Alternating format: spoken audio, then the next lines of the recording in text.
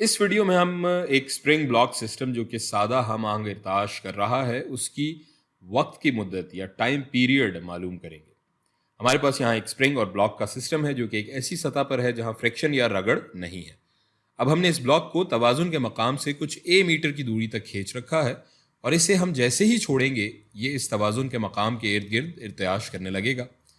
اگر ہم اس ارتعاش کا گراف بنائیں یعنی مقام اور وقت کا گراف پلاٹ کریں تو یہاں اس گراف میں یہ بلاک اے مقام سے شروع کر رہا ہے، پھر صفر پہ آ رہا ہے اور یہ یہاں سے ایسے جا رہا ہے، اور اس گراف کو دیکھ کر ہم کہہ سکتے ہیں کہ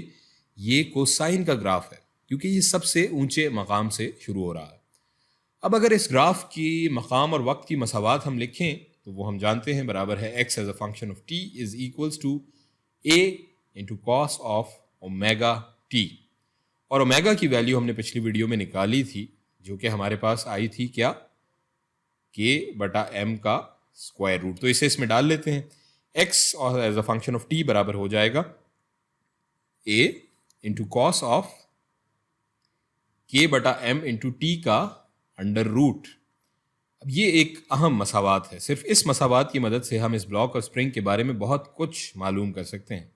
جیسے کہ ویلوسٹی کسی بھی وقت پہ یا پھر ایکسیلریشن کسی بھی وقت پہ، اور اس بلاک کی وقت کی مدت اور تعدد یا انگریزی میں جسے ہم فریکوینسی کہتے ہیں وہ بھی معلوم کر سکتے ہیں۔ کیسے؟ یہ ہم آگے کی ویڈیوز میں دیکھیں گے تفصیل سے۔